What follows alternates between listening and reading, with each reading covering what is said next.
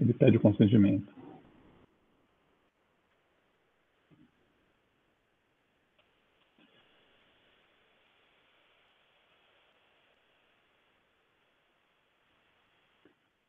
Bom, acho que a gente pode começar a conversar. O que vocês acham? Tem gente tentando entrar aí no WhatsApp de vocês?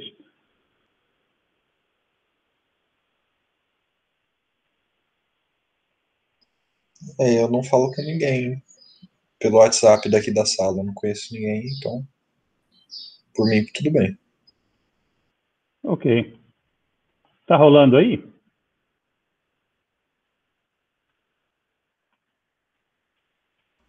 Tá sim. Ok. Se isso aqui parar, né? Vocês me avisam, né? Claro. Porque acontece mesmo, né? Não.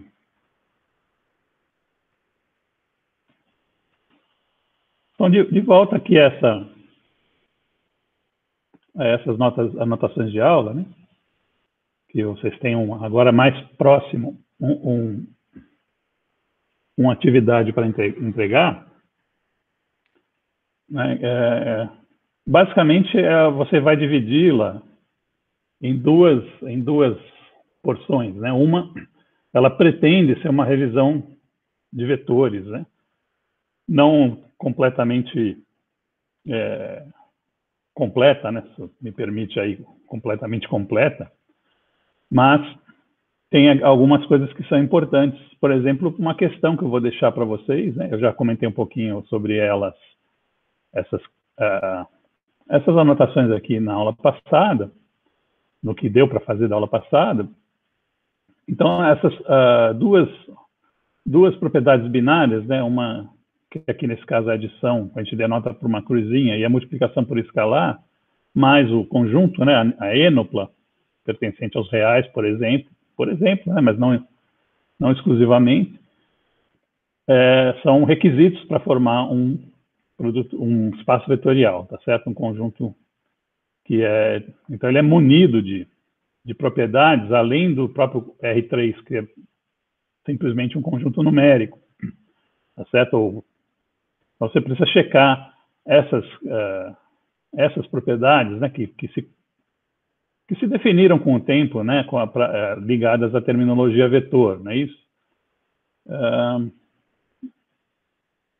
Em particular, eu chamo a atenção para vocês a essa aqui que eu estou olhando, né, que eu estou fazendo com a mãozinha aqui, a propriedade comutativa da adição, né? Porque a gente tem exemplos inúmeros de vetores, né, e escalares. Então, para nós aqui, sempre a primeira contato com esse assunto, a gente aprende, às vezes, que vetores são conjuntos numéricos desse tipo aqui, e os escalares são os números, né, seriam pertencentes ao R1, mas não, veja, o R1 tem vetores também, tá certo? O R1, se o R1 for um conjunto numérico que satisfaça a essas propriedades, você vai ter vetor também. E alguém saberia um exemplo de vetor de uma dimensão em física?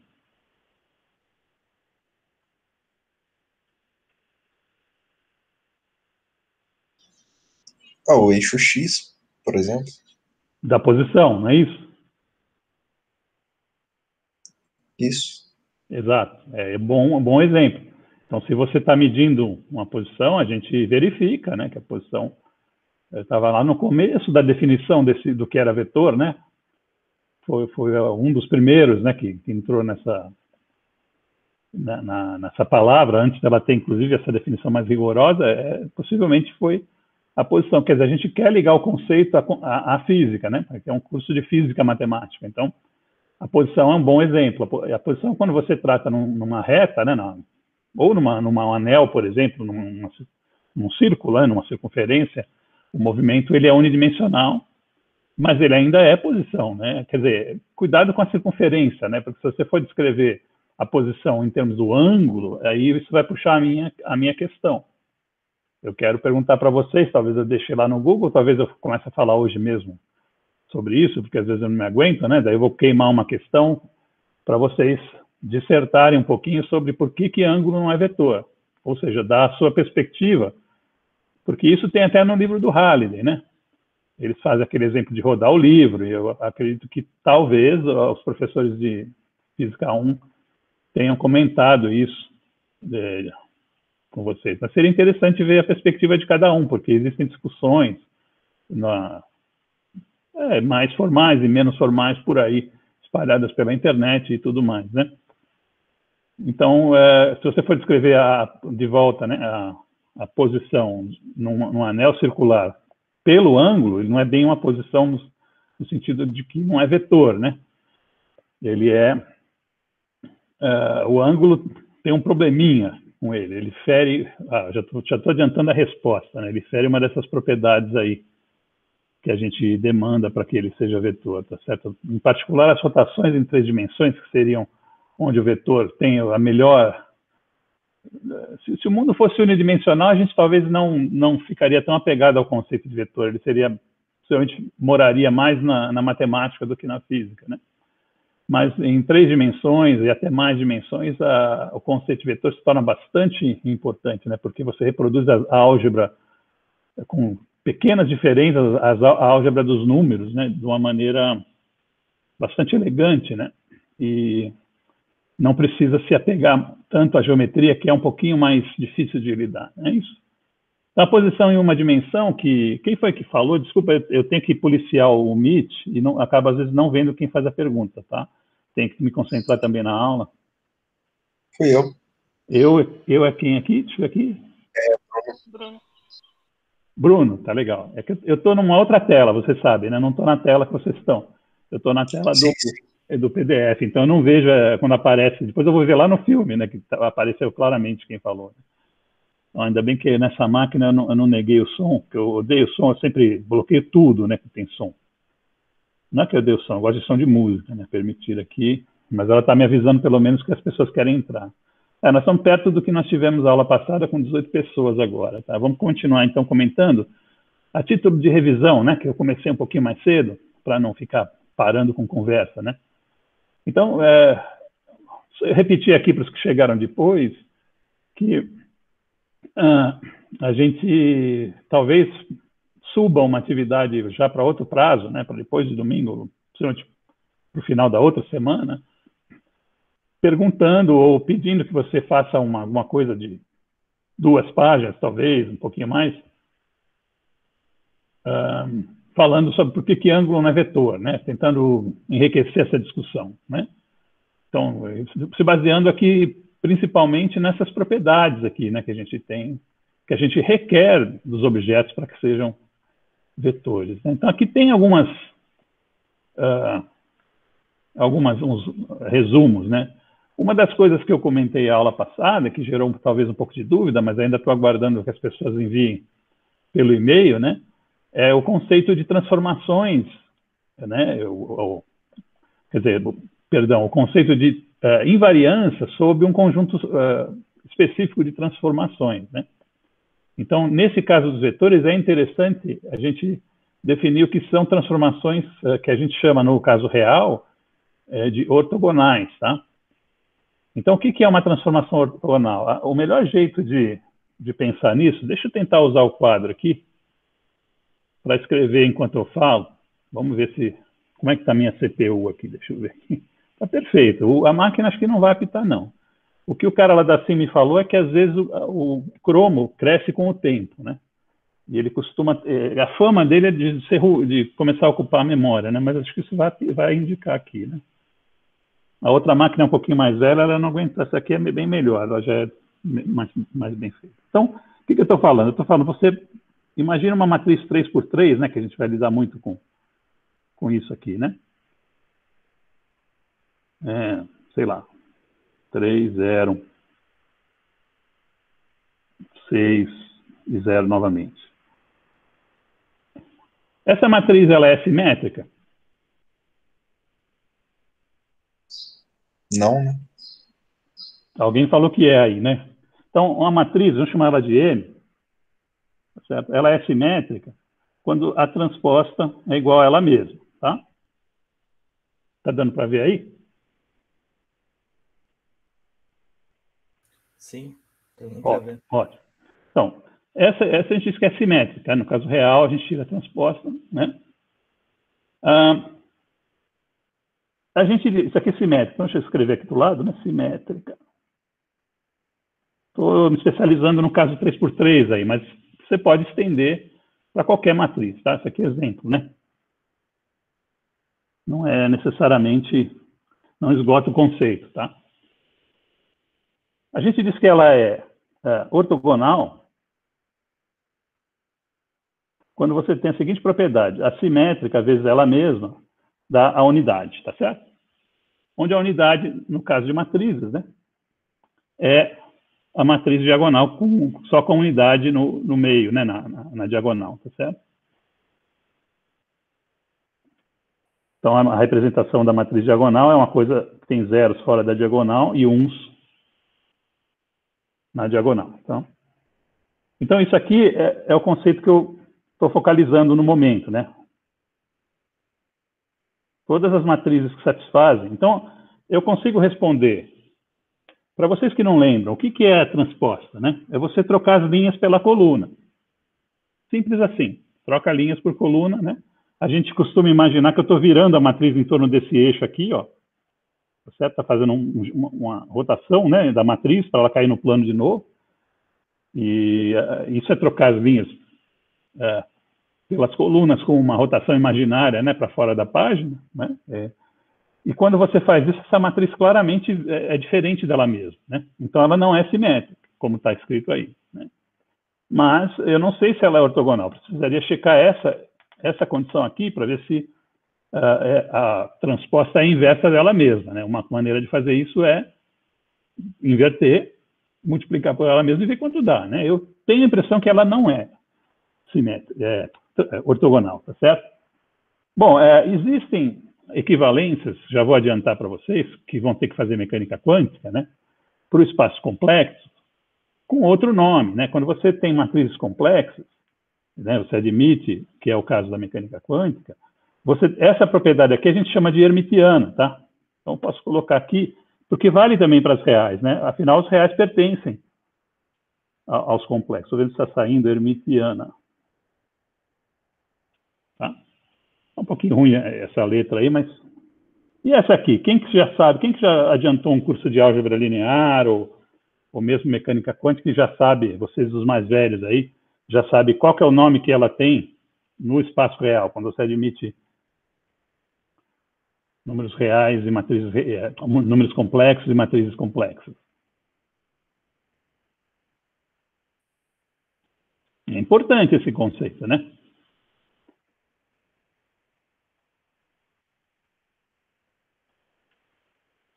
Ninguém?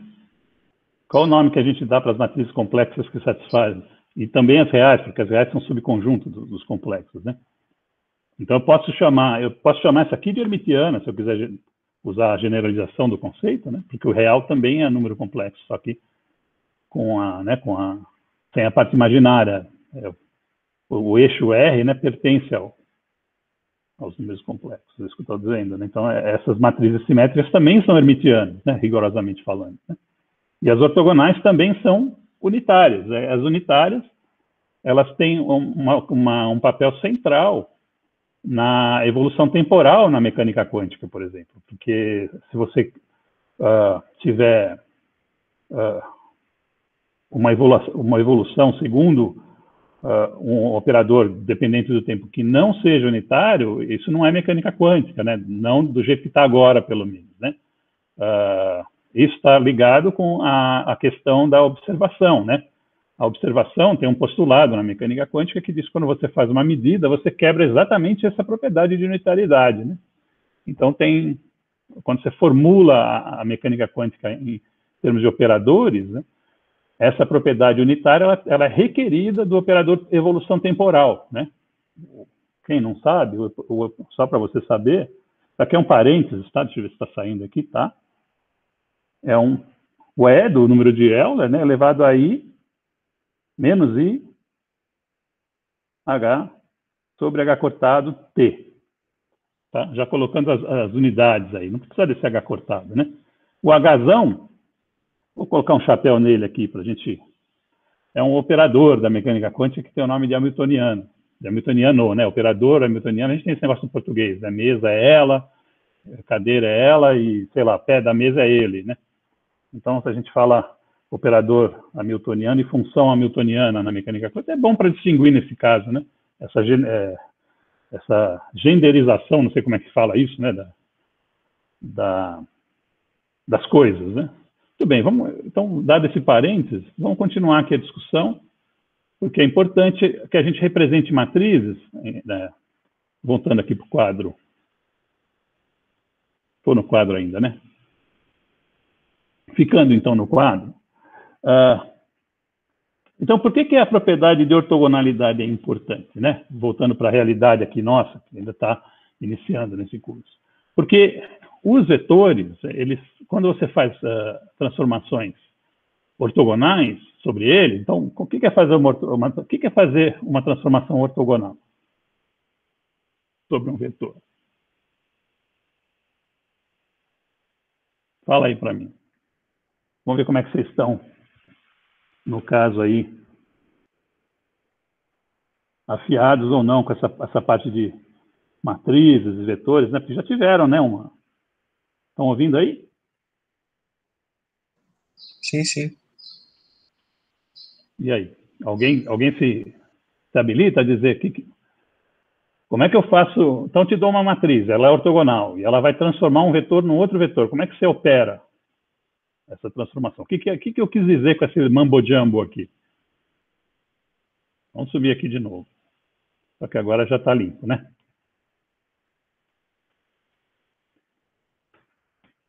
Então é assim. Alguém vai falar. Fala que eu quero ouvir. Eu não entendi muito bem a pergunta. O senhor quer que eu dou a matriz que eu consigo a ortogonal? Não, a pergunta é a seguinte. A pergunta é muito elementar, por isso que às vezes você não entende. Você deve saber. A pergunta é muito elementar mesmo. Eu quero saber, eu estou testando um pouco a turma, ver como é que eu vou com isso aqui. Eu comecei a falar de mecânica quântica, operador hermitiano, eu esqueci de falar do hermitiano. O hermitiano é o simétrico, tá? Então, eu falei lá, né? Fiz até por escrito. Mas, enfim, eu quero ver se a turma vai ter condições, né, de ir até o fim com isso e sair Ô, professor, diferente, né? desculpa, Diga. a sua voz cortou nesse último momento. Não deu para entender. Ok. Está cortando agora? Não, agora voltou ao normal. Tá. Se começar a cortar muito, você me fala que eu troco eu ponho aquele fone mais que eu estava na outra aula, né? Que é mais um Tá fio, bom. né? Esse aqui é mais legal, porque não aparece muito, né? Tem aqui, ó, tá vendo? Aquele famosão lá do pessoal da Grobes, né? Fica mais legal, meu cabelo não despenteia, né? Mas, enfim, vamos fazer a pergunta de novo direitinho. Né? A pergunta é a seguinte, eu dou aquela matriz que eu tinha escrito aqui para você. Ó, isso aqui é uma matriz 3x3, no espaço R3, que é um espaço vetorial, munido das operações blá, blá, blá.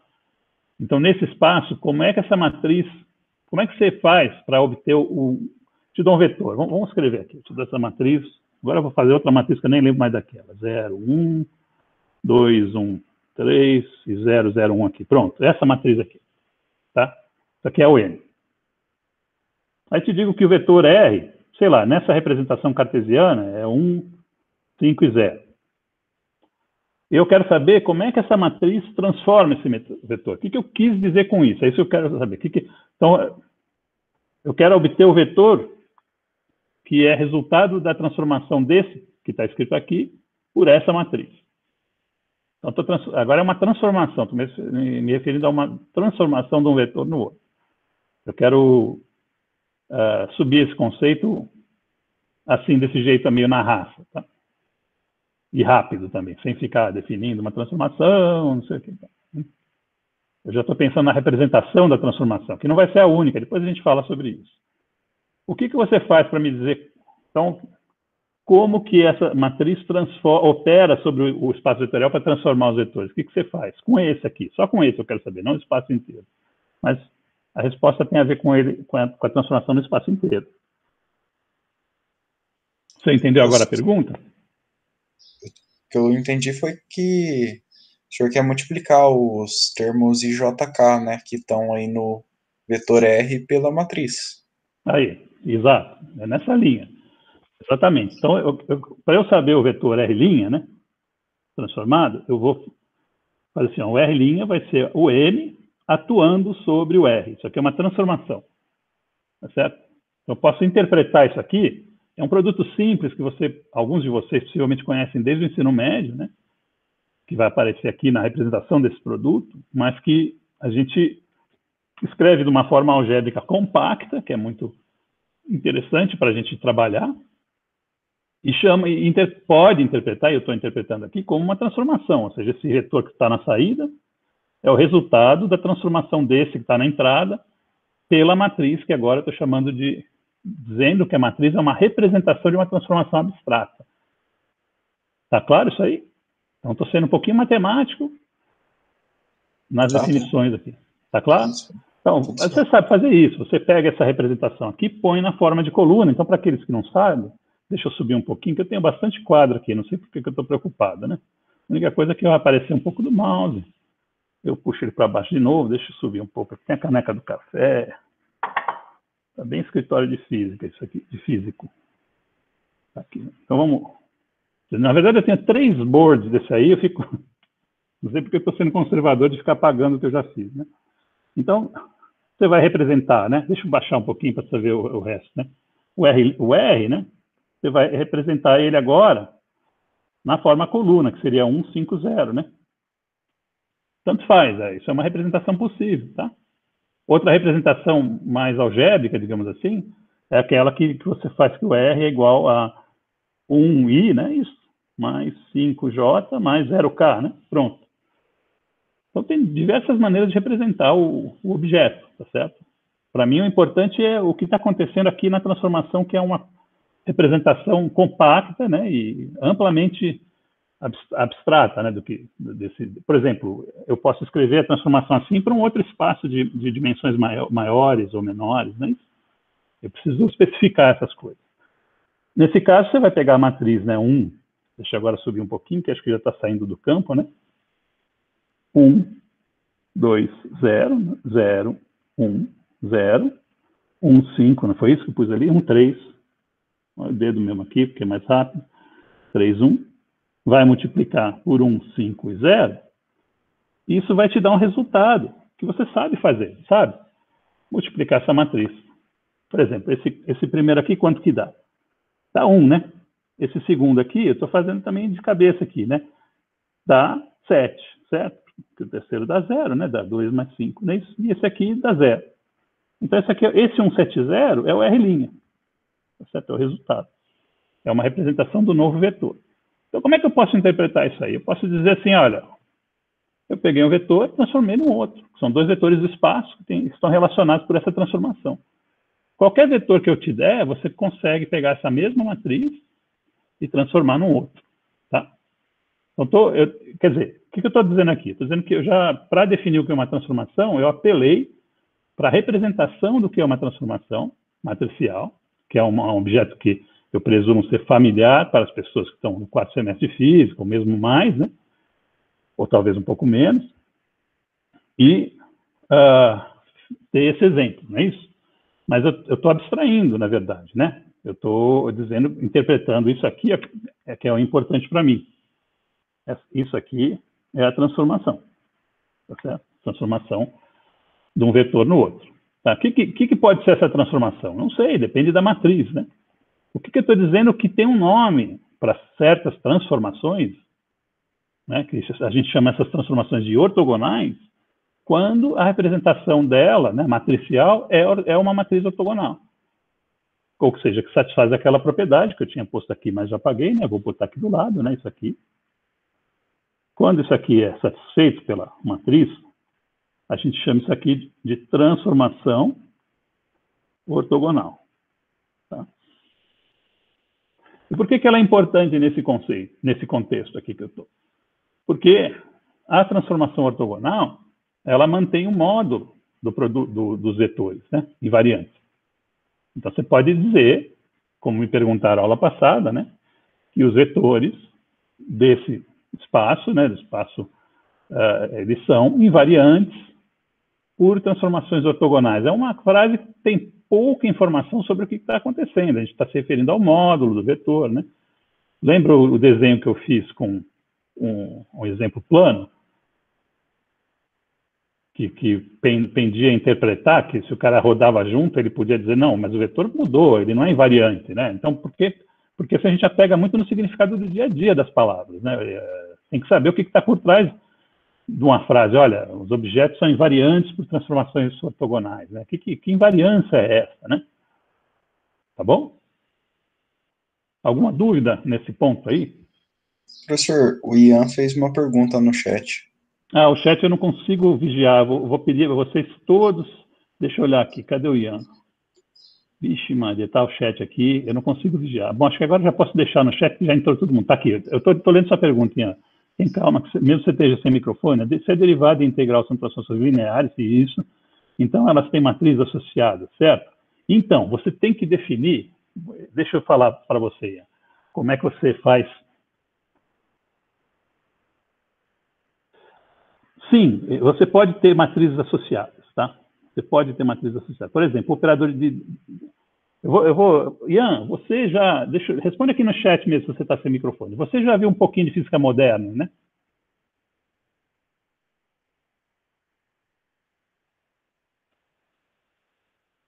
Estou esperando o Ian responder aqui. Ainda não? E mecânica quântica, nem conceitual, nem em casa? Pode falar, pode responder no chat.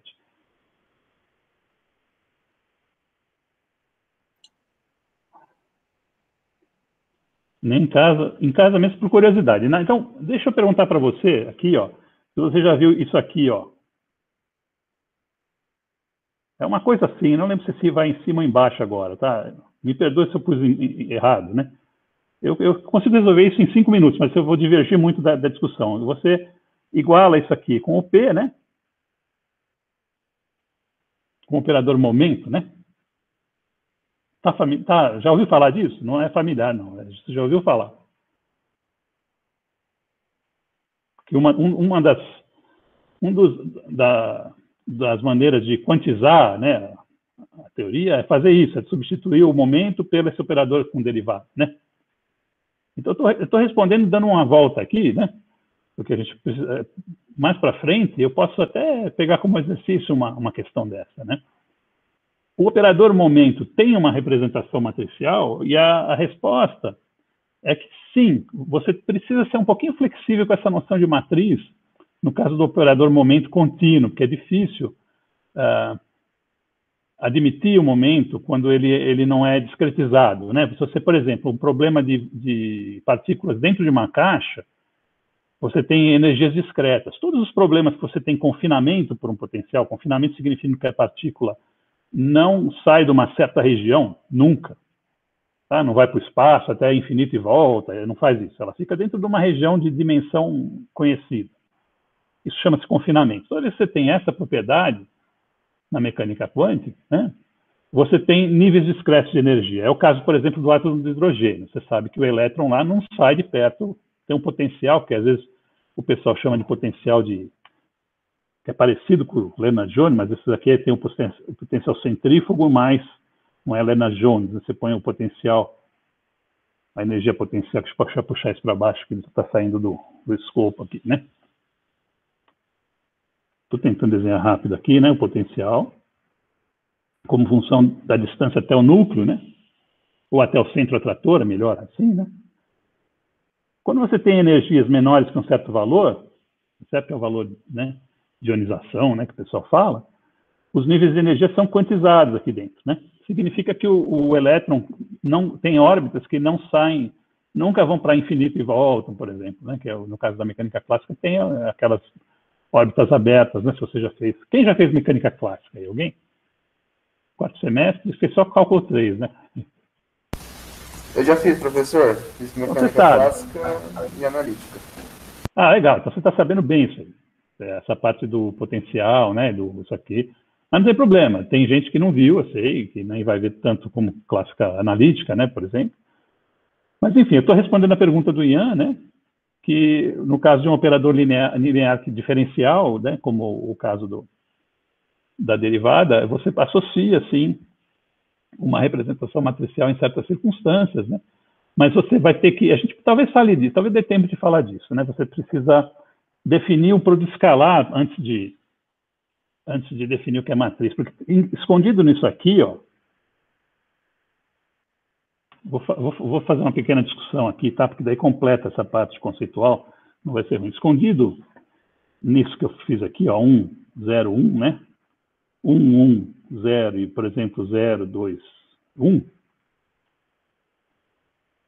Existe algo, né, que nunca é comentado, né? Então, esse arranjo numérico, né, quando você vai se referir a um conjunto que vai representar transformações ou matrizes de um espaço, ele se refere à base que você escolheu, tá? Então, vamos dizer aqui que essa é a sua base, tá? Uma base qualquer. Você pode rodar essa base e cair numa outra, né? O que é a base? Ela é formada pelos vetores I, J e K. Não é isso? Você aprendeu assim, não foi? Em cálculo, geometria analítica, né? Geometria analítica, álgebra linear, você já fez. Perfeito. Ótimo. Então, o que quer dizer isso aqui, né? O que quer dizer isso aqui nessa base, né? Quer dizer que, por exemplo, o M11, né? Isso aqui é o M, tá? Agora, né? Deixa eu colocar que eu estou no cantinho aqui. O M1, por exemplo, é o I produto escalar com M atuando em I. Pode tentar essa fórmula. Representa o I em vetor linha, né, que é assim que você faz o produto escalar. Representa esse I aqui. Aí você teria que botar um transposto aqui, mas representa esse primeiro aqui como vetor linha, esse segundo aqui como vetor coluna, põe a matriz no meio com os números, né? Como é que é esse aqui em vetor coluna? 1, 0, 0, de cima para baixo, né? E esse aqui em linha é 1, 0, 0 da esquerda para a direita, não é isso? Se você colocar e fizer esse produto matricial, né, primeiro faz esse, ou primeiro faz esse, tanto faz, você fazendo o produto, né, faz primeiro esse aqui, ela atuando em I, depois o produto escalar do que o resultado, você vai ter esse M11 aqui, vai dar 1, nesse caso aqui, tá? E se eu fizer o M12, né, é o I, eu posso estar invertendo a ordem, tá? Eu não sei se o primeiro é o primeiro vetor, eu acho que sim. Não lembro, não estou fazendo tudo. Você pode checar como exercício, isso aqui vai dar 0, né? Veja que é importante, porque ela não é simétrica, né? E se eu estiver calculando 2, 1 em vez do 1, 2, não vai dar 0, vai dar 1, né? Tá certo? Então, por que eu fiz essa volta para falar sobre terminar e responder a sua pergunta, que é boa no contexto do nosso curso? Porque quando a gente diz que o M é uma representação de um objeto que faz alguma coisa, que faz uma transformação, ou que não faz nada, ou que você não quer interpretar como transformação, tá certo? A gente está dizendo que é uma representação referente a uma base. Se eu mudar o I e o J, fizer uma rotação, ou fizer uma translação junto com uma rotação, é isso? Para I', K' e J', esses números mudam aqui dentro da matriz, certo? A representação é diferente, você tem que se referir agora ao M'. É a mesma transformação representada numa outra base. Esse conceito é importante, ele vai ser aprofundado bastante no curso 2, para quem faz o curso 2 de Física Matemática, né? O nosso, a gente não vai ir tão fundo, porque lá você vai ver que existem conjuntos de funções que fazem um papel de IJK, né? E que, né, essas funções vão definir um produto escalar, tá certo? Que é uma integral.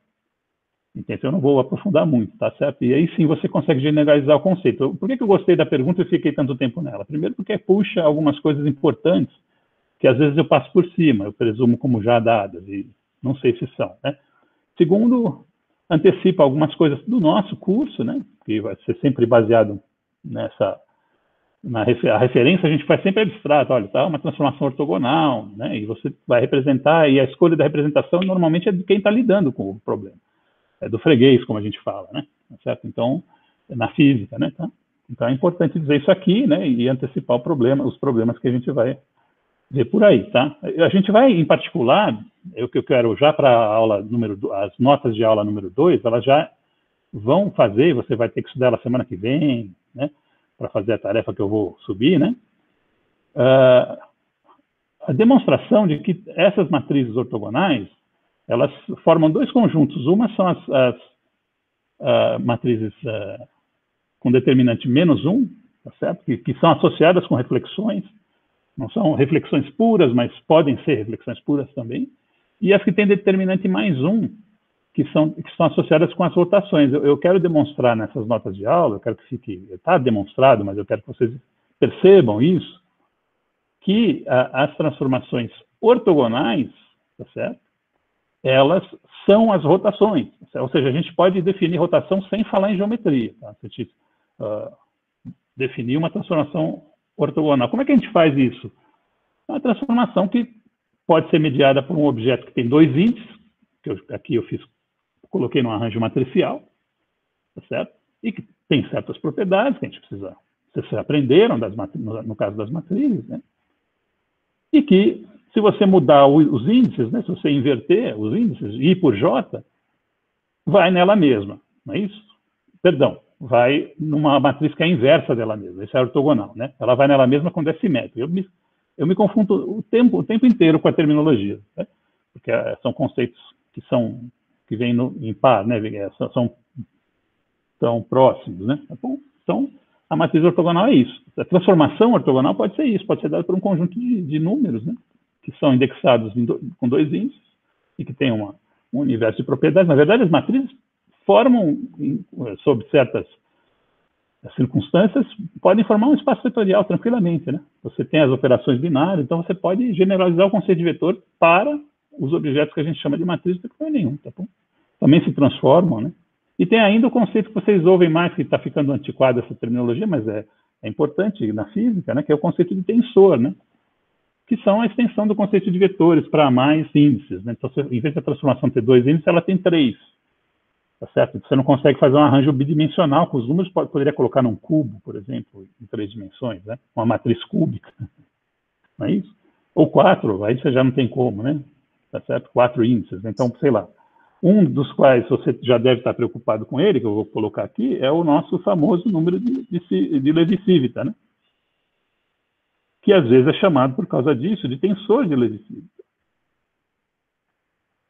Agora, veja, nem todo conjunto de números que são triindexados forma um tensor, né? de ordem 3, né? A pessoa fala rank em inglês, né? A ordem do tensor, tá certo? Um tensor de ordem 2 pode ter uma representação matricial, pode ser equivalente a uma matriz, não é isso? Um tensor de ordem 2. E um tensor de ordem 1, que tem um índice só, é um vetor, tá certo? É um vetor. O tensor de ordem 0 é um escalar, né? Isso o pessoal costumava, tá certo? Ensinar a gente assim, né, antigamente. Tá certo? Então, essa linguagem tensor, ela vem possivelmente porque esses objetos com mais índices, às vezes, são importantes para definir tensões na mecânica de meios elásticos, né? Bastante comum acontecer isso, tá bom? Alguma dúvida para eu prosseguir aqui já para os... Professor, a Adélia fez uma pergunta no chat também. Obrigado por servir de auxiliar de estúdio, né? Eu estou com várias janelas, o computador não é grande. Deixa eu ver aqui, Adélia. Professor, qual a importância... Vou ler a pergunta, tá? Qual a importância de ter invariância sob, né? Os repórteres andam falando sobre, os juristas também, né? Sob, né? Que é quem rege, né? O vínculo, você está sob um vínculo, né? Eu acho que ainda é assim, né? Eu já vi até esses juízes, alguns famosos aí, falando sobre, né? Desculpa te corrigir, tá, Adélia? Mas, de repente, eu estou errado. Por isso que eu falei disso. Não é para te corrigir e corrigir os juízes também. É para dizer, olha, talvez o manual de redação da Folha já falou que pode, né? Sem problema. Fiquei com dúvida também, né? Mas, então, sob porque, né, o objeto é atuado pela transformação, né? Então, ele está sob os auspícios da transformação, né? Como se isso importasse muito, mas vamos lá, né? Acho que aproveitei para desaguar aqui, desabafar um pouco aqui. Bom, qual a importância de se ter a invariância sobre transformações ortogonais? Bom, é uma propriedade que mantém os vetores com o mesmo módulo. Então, imagine as que têm determinante 1, que eu falei antes, né? São as rotações. Isso aí está demonstrado na nota de aula número 2, tá? Que elas são as rotações. Você pode demonstrar isso. Você pode partir de uma definição menos atrelada à geometria e derivar que aquilo lá, as rotações são né? Na verdade, existe uma equivalência de ida e volta, né? Então, você pode chamar elas as de determinante igual a 1, tá? Deixa eu dizer aqui, a gente vai demonstrar, não é difícil. Então, eu vou deixar como problema para você, tá? Demonstre, depois eu ponho lá no Google, demonstre. Deixa eu puxar o quadro para cima. Nossa, já é puxando, vocês não sabem, a gente às vezes puxa o quadro, ainda bem que está funcionando direito, puxa o quadro na tela do Meet. Fica confuso, porque está envolvido com a questão, né? Então, aqui, vou apagar. Assim fica parecido com sala de aula, né? Bacana, assim. Deixa o quadro aqui já, né? Então, demonstre. Você não precisa copiar, viu? Vai estar tudo gravado, né? Essa aqui eu vou disponibilizar logo, porque ela está rodando como se fosse uma aula de verdade, não aquilo lá que a gente fez na segunda-feira, né? Vou me referir às matrizes para você ficar com elas, né? Mas a gente pode dizer que é uma propriedade das transformações ortogonais. Tem determinante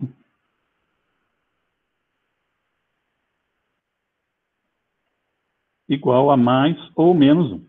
Tá? Então, dada a propriedade que define o que é uma matriz ortogonal, que eu coloquei aí anteriormente, você vai demonstrar, né? Então, você usa a propriedade de distribuição do determinante sobre produto de matriz, né? Você vai ter o determinante. E também uma outra propriedade, eu já estou dando a resposta do exercício, né? Que o determinante da transposta, como ela só troca a linha por coluna, é igual ao determinante da matriz que originou, né? Então, se você distribuir esse determinante sobre o produto, né? Determinante do produto é o produto dos determinantes, você vai ter que determinante ao quadrado vai ser o determinante da unidade, que é o que está do outro lado da igualdade, né? Que é 1, né? Tá certo? E isso vai te dar, finalmente, que o determinante tem que ser mais ou menos 1, porque ele é o quadrado da 1, tá? Eu resolvi a questão. Fica voltando o vídeo, você que vai fazer o exercício assistindo o vídeo, que você vai voltando assim, o que ele falou agora, e a questão está enunciada, né, a resposta da questão. Tá? Mesmo assim, eu vou colocar lá, para você usar suas competências de pausa, tá certo?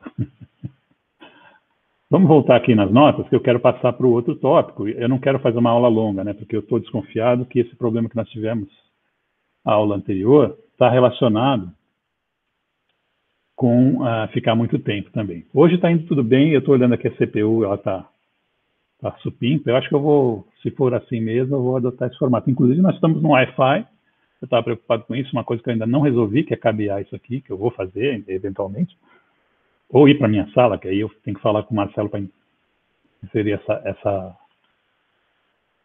Então, vamos aqui, deixa eu ver como é que eu faço aqui, pronto. Estou aqui agora Então, agora eu não estou vendo, veja que na minha telinha, hoje eu estou com a telona desligada, depois eu vou tentar fazer com a telona na segunda vez e com uma máquina só. Eu estava cheio de cacareco aqui e eu fiz isso de última hora, está dando certo, tá? A outra preocupação dessas notas de aula, então tem os exemplos. Uma coisa que a gente pode chamar a atenção são as coordenadas, né, que a gente vai falar também a partir da aula número 3 ou 2, já começa a falar, não lembro agora, né? E você pode se referir, por exemplo, aqui eu comecei com o exemplo das esféricas, né, que é R θ φ. A gente vai, né, isso aqui, em vez de você dar essas 3 informações aqui, perdão, não 4, 3. Tá vendo? X, Y e Z, né, você informa qual que é o seu vetor, se você der 1, 0, 5, etc. Né? Uma maneira de informar o mesmo vetor, né, é você, em vez de dar essa informação X, Y e Z, dar a informação do tamanho dele, que é o Rzinho aqui, ó, tá vendo? Dá o ângulo que ele forma com o Z, que é uma convenção, você vai informar isso aí, e dá um ângulo que esse plano aqui, que o vetor faz com o eixo Z, tá vendo? Isso aqui é um plano, faz com o eixo X, esse outro ângulo aqui. Com essas 3 informações, tá? Você deu a mesma informação. Tá? Você pode ver que se você fizer x ao quadrado mais y quadrado mais z quadrado, você vai ter essas trambolhadas aqui ao quadrado se somando, né? Mas essa soma da parte trigonométrica, quando você fatora o r ao quadrado, a soma dessa parte que tem funções trigonométricas vai resultar em 1. Tá certo? Então, o módulo vai ser, que é x2 mais y2 mais e2 raiz, né? A raiz disso vai ser a raiz de R2, que vai ser o R. Então, é o tamanho mesmo, tá? E, nesse caso, veja que fica bem explícito o fato de que eles são um objeto invariante por rotação, né? Porque você pode variar à vontade esses θ e φ, que foram escritos aqui de forma arbitrária, né? Que o R sempre vai resultar, x ao quadrado mais y ao quadrado mais e quadrado, sempre vai resultar em R ao quadrado, não vai ter qualquer ângulo que você... Então, você pode rodar à vontade isso aqui, né? Então, a gente vai falar um pouquinho mais sobre coordenadas em geral, mas eu já antecipei aqui, mas precisa ter cuidado, né? Porque o cara já quer fazer, às vezes, a representação R θφ e tratar isso aqui como se fosse um vetor cartesiano, né? Que não é o caso. Essa representação, ela falha. É engraçado, né? Essa representação em linha, com as vírgulas, ela falha por quê? Porque quando você pega dois vetores, lá vem, né? Quando você pega dois vetores e você adiciona os dois vetores, né? Ele não satisfaz a regra de adição que todos os vetores satisfazem, né? Que é você pegar em coordenadas cartesianas, é você pegar as coordenadas uma a uma e somar, não é? Se você fizer dois vetores com ângulos diferentes e módulos diferentes, o terceiro vetor não vai ter. O módulo dele, por exemplo, que seria essa primeira coordenada, não é simplesmente a soma dos módulos, a não ser que eles tenham alinhados, né? Que eles estejam alinhados. Você já vê aqui que está dando errado, né? De uma maneira geral, já falha isso aqui, né? Então, você tem que ter cuidado com a representação, né? Quando você faz. Isso aqui tem alguma relação, não exatamente, né? Porque tem um módulo junto aqui, com o fato de que as rotações não podem ser qualificadas como vetores, mas, né, que o fato de você não validar as somas, né, para ter o resultado correto, né? Quem já viu, deixa eu perguntar aqui no momento de relaxamento, né? Quem já viu, meu chat está ainda no mesmo jeito que estava, né? Alguém rodar livro na sua frente, na sala de aula, para demonstrar que rotações, adição de rotações, em geral, não comutam. A propriedade comutativa da adição não vale quando você representa rotações por uma ênupla em 3 dimensões. Né? Em 3 dimensões, o que você tem que informar da rotação? Agora, eu sabia que eu ia falar sobre isso e dar a resposta para vocês do problema, né? As rotações, você precisa informar 3 coisas, né? Você tem que informar 2 ângulos, né? Só, né?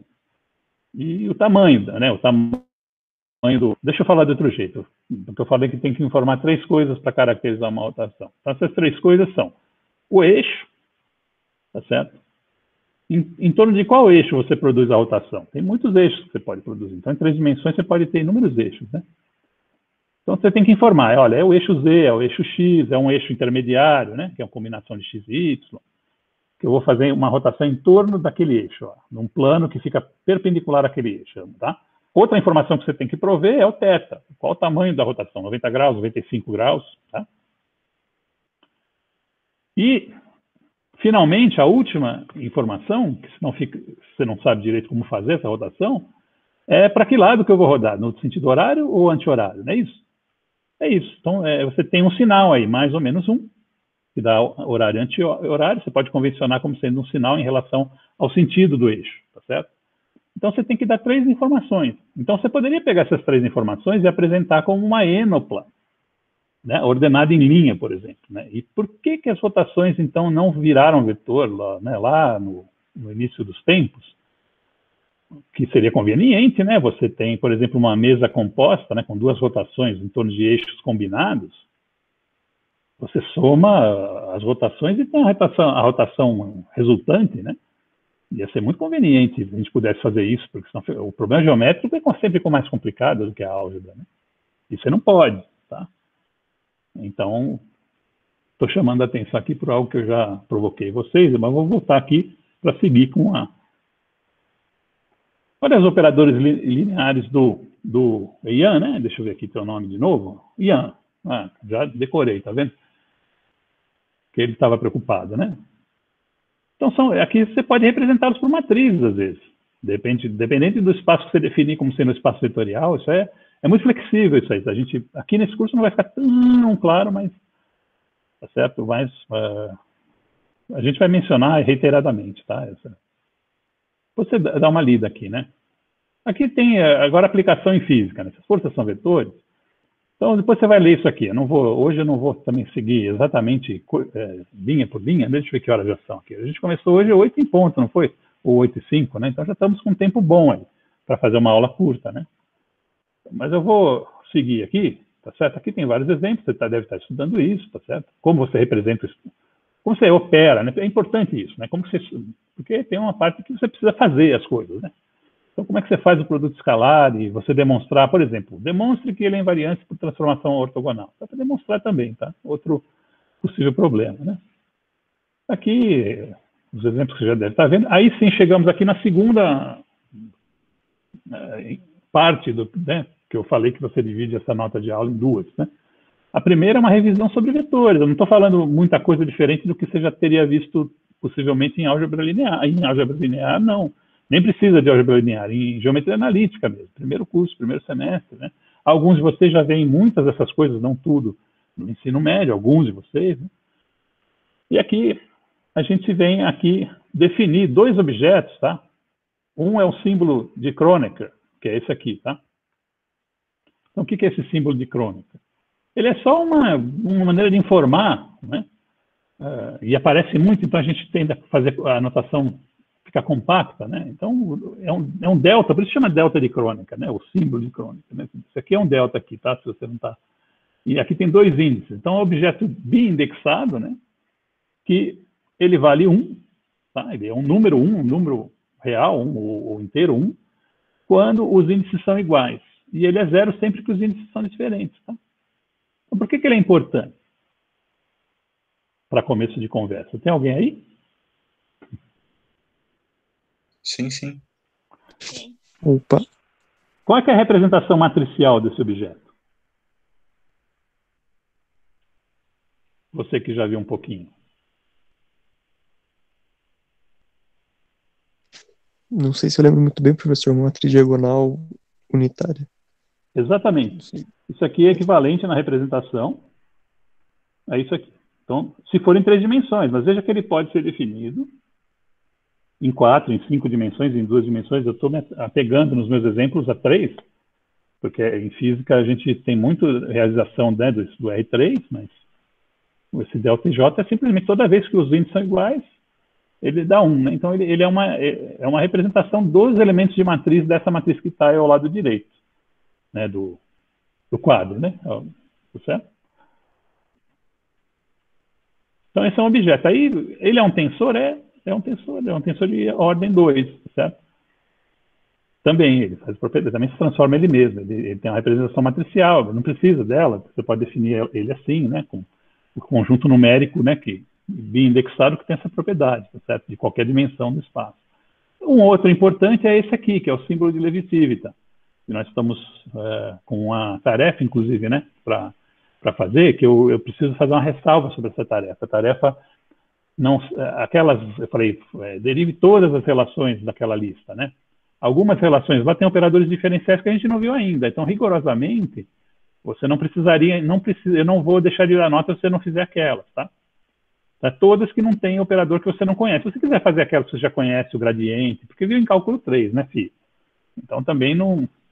Né, vai fazer de última hora e não fazer, porque não é porque não viu o gradiente nem rotacional, é porque não deu tempo, né? Bom, tudo bem, eu já te disse que eu não vou tirar nota, né? Põe um recadinho, professor, eu não vi os operadores, gradiente e rotacional, né? Ô, professor, diga. Essa definição que o senhor fez antes, como o senhor fez só para IJ, não seria uma matriz 2x2? Pode ser, se o espaço for bidimensional. Então, essa seria uma matriz 2x2 também do jeito que você comentou, ou seja, seria uma matriz unidade, né, matriz 1, no espaço bidimensional, em 5 dimensões, em 4, qualquer dimensão. Essa definição aqui, ela é muito elegante no sentido de ser compacta, porque você não precisa se referir, por exemplo, à dimensão. Né? Você pode trabalhar as propriedades algébricas desse objeto sem ficar... arranjando os números em arranjos bidimensionais, nem nada, tá? Ah, entendi. Mas tem uma... Entendeu? Então, tem uma... Veja aqui. Veja como é que é aqui. Você veja que desse lado de cá eu fiz um produto escalar, tá? produto escalar de dois vetores da base. Aqui, esse X chapéu com I aqui é o X1, X2, X3 no espaço de 3 dimensões, que seria o IJK. A gente fala, tem os dois jeitos de falar, né? Tá? Uma base cartesiana, a gente está presumindo essas coisas, né? Uma base cartesiana, vai ter que, quando falar do produto vetorial, que já está aqui, ó, aqui embaixo, vai ter que se referir à orientação da mão direita, tá? Tudo isso tem que ser colocado antes de você começar a jogar, né? As regras do jogo, né? Então, veja que o produto escalar é igualzinho àquele exemplo que eu te dei da representação, baseado na pergunta do Ian. Eu te disse, olha, esse conjunto numérico, essa matriz, ela pode ser vista como uma representação, né, de um objeto abstrato, projetando ele na base, né? Você põe a matriz aqui no meio e faz ele atuar no vetor da direita e depois soma o produto escalar com o vetor da esquerda. Não foi assim que eu disse? Nesse caso aqui, se você tem que pôr aqui a matriz unitária mesmo, porque tem um aqui no meio, né? Não tem nenhuma matriz aqui. Então, se você puser a matriz identidade aqui no meio, a matriz, porque matriz unitária eu já falei para você lá no começo da aula, né? Que é uma matriz que, no fundo, ela é simétrica e é complexa também, só isso, né? Não simétrica, ela é hermitiana, né? Hermitiana, oh, caramba. A hermitiana é assimétrica. A unitária é a unitária é a ortogonal, isso. Oh, Farinas, pô, tudo bem. Para o vídeo, né? Tá bom? Então, aqui tá o caso aqui recordando aqui, né, do que eu estava respondendo lá no caso da Ian. Você volta o vídeo depois, né? Não precisa, caso você não entenda essa viagemzinha que eu fiz aqui com o caso das matrizes ortogonais, ou a representação, né? Tá? Não, eu entendi, eu estava confundindo o negócio mesmo. Tá bom. Então, vamos seguir. Veja, esse objeto, ele tem uma definição em si mesmo, né? Ele vale 1 toda vez que a permutação dos índices é cíclica, a partir da ordem de contagem natural, que é 1, 2, 3. Então, esse objeto está definido no R3, tá? Para você definir ele no R4, você tem que pôr um índice a mais.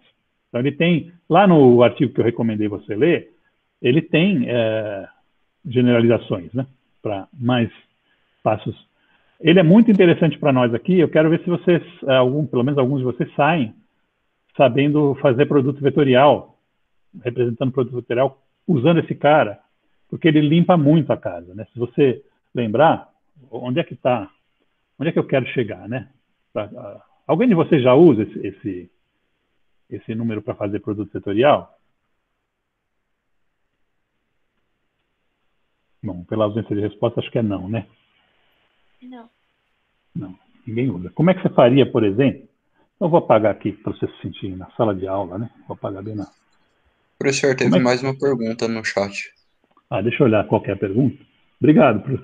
Alguém que olha melhor o chat, né, pode me avisar, porque eu não estou vigiando, né? Permutação cíclica eu vou fazer, então vou aproveitar que o quadro já está up e vou fazer exatamente o que é permutação cíclica, tá? Então imagine que o IJ,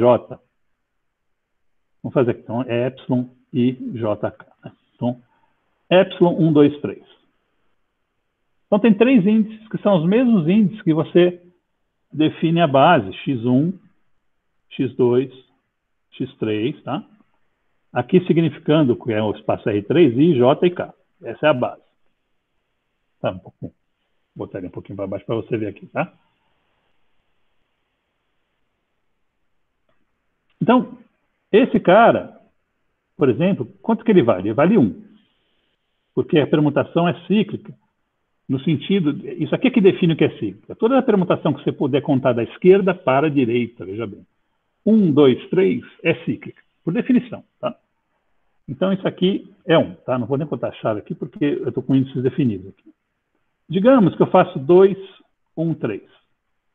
Se eu contar, começando sempre do 1, claro, né? O primeiro, da esquerda para a direita, eu vou contar 1, 3, 2. Sempre que você chega no final, você volta para o começo, tá? Essa é a regrinha também.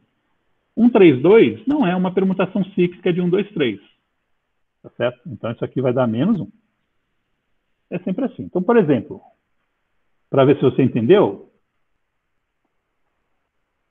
quanto que vale isso aqui?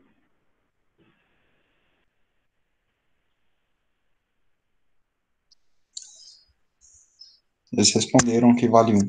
Tá todo mundo, né, vale 1. Né? Então não tem mistério. É isso mesmo. Agora, então sempre que for permutação cíclica, vale 1 desses números, né, do jeito que você conta, desse jeitinho, de chegar na esquerda, na direita e volta para a esquerda. Vale menos 1 na permutação, qualquer permutação anticíclica, para checar se ela é cíclica ou não cíclica, você conta a partir do 1 desse jeitinho aí, né, que você vai indo. Isso aí vale para permutações longas também, que isso aparece mais para frente em física, quem for ficar no bacharelado, sei lá, 5, 6 índices, ou infinitos índices às vezes, né? Quando você vai falar de férmions, né? Então você pode ter muitos índices, e você tem permutações cíclicas e não cíclicas com essa mesma regra, tá? Se for de números, assim, contáveis, né? 1, 2, 3, 4, 5, 6, e você embaralha aquilo, quer saber se caiu numa permutação cíclica, você pega o 1 e sai contando. Se você já chegar numa contagem que não faz sentido, aquilo tem que ter cuidado, né? Porque no fundo, quando você tem mais números, né? A contagem pode até não dar certo, mas aí você vai usar um outro critério, né? O número de permutações que você tem que fazer para chegar no 1, 2, 3, 4, 5 tem que ser par ou ímpar, né? Isso que define se é rigorosamente se vai dar a permutação cíclica ou anticíclica, tá? É o termo, a terminologia que a gente usa, tá? Mas vamos ficar com 3 que tem essa regrinha simples, que é mais fácil, né? Ninguém vai generalizar aqui. A gente quer um curso um pouquinho mais aplicado, no R3 mesmo, né? Na maioria das vezes, né? Talvez um R4 aí para um exemplo ou outro, né? Mas você vai ver que as notas de aulas nem tem. Eu não falei de um outro exemplo, né? Que é quando tem 2 índices repetidos. Não interessa. Se tiver 2 repetidos, dá sempre 0, tá? Então essa é a definição do objeto. Ele vale 1 se a permutação for cíclica, dos índices, tá? Ele vale menos 1 se a permutação dos índices for anticíclica, e ele vale 0 se tiver qualquer um dos 3 repetidos, tá? Ou os 3 repetidos, qualquer tipo de repetição. Sempre dá 0, tá certo? Então, acho que estamos falados aí com a definição, né? E a gente não vai muito além, vocês vão ter que fazer o serviço mais hard, né? Que é notar as propriedades desse objeto e como ele tem relação com um produto que a gente já conhece, que é o produto vetorial, né? Essa vai ser uma tarefa que está sendo deixada para nós. Tá? Vamos então rolar aqui para eu só passar brevemente. O artigo que eu estou me referindo é um artigo da Wikipedia, acho que não tem nenhum problema em dizer isso, né? Eu já comentei com vocês que os artigos de matemática são bastante interessantes. Eu aprendi isso em livro, na época que não existia nem a internet, né? E quando eu li o artigo da Wikipedia, talvez porque também já está mais treinado, né?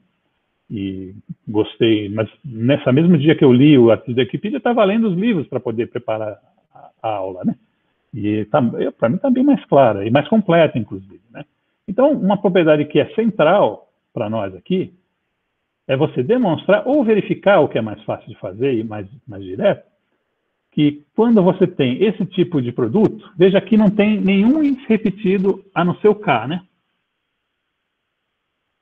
Essa propriedade é satisfeita, tá? E eu já vou me referir a uma outra norma que vai ter nesse contexto do número de Levi-Civita, que é importante a gente frisar aqui, tá? Que talvez não, isso vai ser o papel da aula, né? Esclarecer esses pontos. Toda vez que tiver índice repetido, você está somando sobre os índices. É uma convenção, tá? Então deixa eu puxar de novo o quadro aqui. Deixa eu puxar de novo o quadro. Tá todo mundo vendo, né? E agora eu vou fazer aqui, né?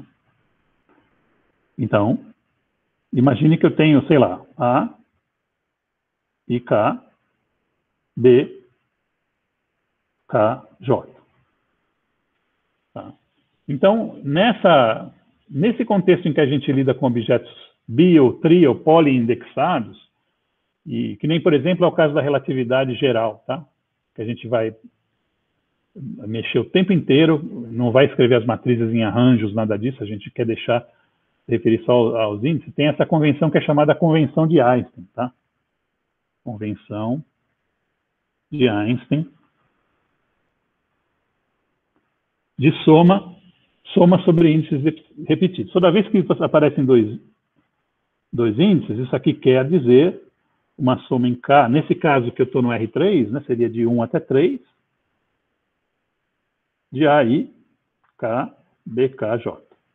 Então, isso aqui, ó, Não precisa ficar repetindo isso aqui, tá? Essa parte aqui. Você pode... foi notado, não foi pelo Einstein, ele notou também, mas acabou pegando o nome dele, né? Mas dentro do contexto, a maioria das vezes que você tem essas coisas, os índices repetidos aparecem somando mesmo. Tá? Nas exceções, que são em menor número, tá? Você pode indicar, olha, aqui não temos convenção de soma. Tá?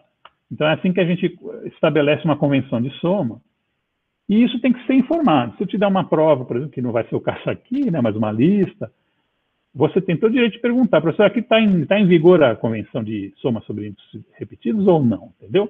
Tem que estar informado, tá? Você fala lá no começo e depois lasca o pau, tá certo? Lasca o pau, calcula, né? Tá certo? É assim que a gente começa. Mas precisa tomar cuidado, porque às vezes você pega, sei lá, você pega um negócio no meio, assim, tá lendo um livro, abre lá no meio, tá, não, aqui, tá. Fica claro, né? Porque o que acontece? Tem uns truques para você saber, né? Se você está fazendo álgebra assim, ó, digamos que o resultado dessa soma seja, então, A vezes B. O que é isso aqui? É um produto de matrizes, tá? É a representação de um produto de matrizes, isso aqui. Está somando em K, né? Tá certo? Então, você pega... Isso aqui vai ser, então, uma matriz N, né? Que é o produto de duas matrizes AB. Não precisa se apegar no que eu disse agora, tá? Que é um produto de duas matrizes. Você vê isso aí, tá? Que quando você fizer produto de matrizes e tentar expressar como uma soma indexada, vai ser assim, tá? Esse aqui... Quando você soma em K, o K não pode aparecer no resultado. Você somou em K.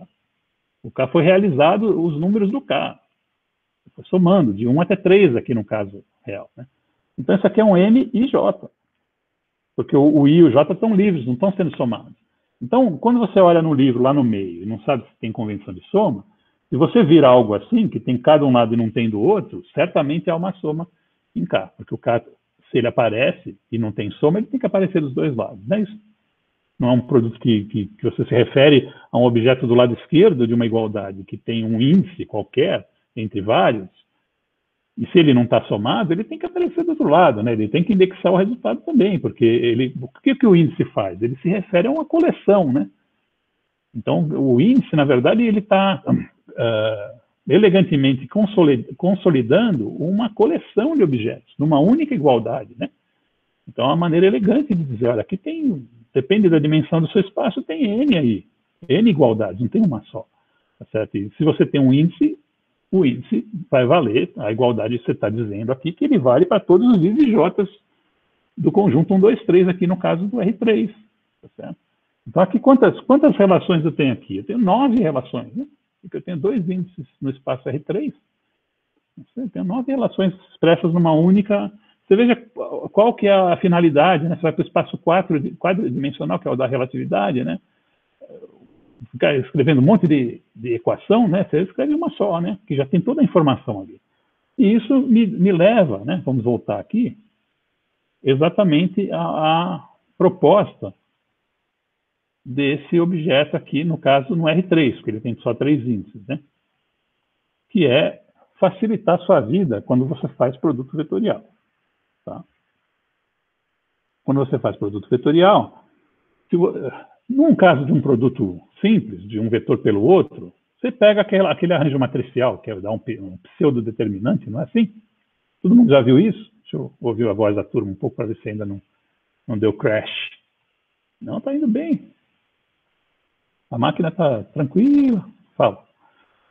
Tá bem. Tá. Todo mundo já viu, professor, né? Oi. O senhor podia só mostrar como que faz o produto vetorial por essa notação que o senhor deu? Vou sim. Eu vou só lembrar aqui para aqueles que não estão tão afiadinhos, né? Que você, normalmente, quando faz A por B, tá, eu acho que eu tenho que puxar o quadro de volta. Espera um pouquinho que eu comecei a escrever e não está aqui, tá? Vamos lá. Quando você faz A por B, uma maneira dar C, né? 2 vetores, eu vou me referir ao espaço em 3 dimensões, tá? Para esgotar todas as outras possibilidades, que também é onde mora o nosso número de Lebesgue com 3 índices, né?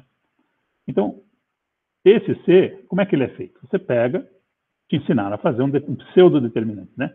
Pega A1, A2, A3, pega B1, B2, B3, arranja, e aqui você põe o I, o J e o K. Não foi assim? Então você faz um determinante sem fazer até o fim, né? Porque o I fica pendurado no... Então esse I aqui vai ficar pendurado nesse cofator aqui, não é isso? Esse aqui, se você fizer 2 vezes B3, menos A3 vezes B2, né?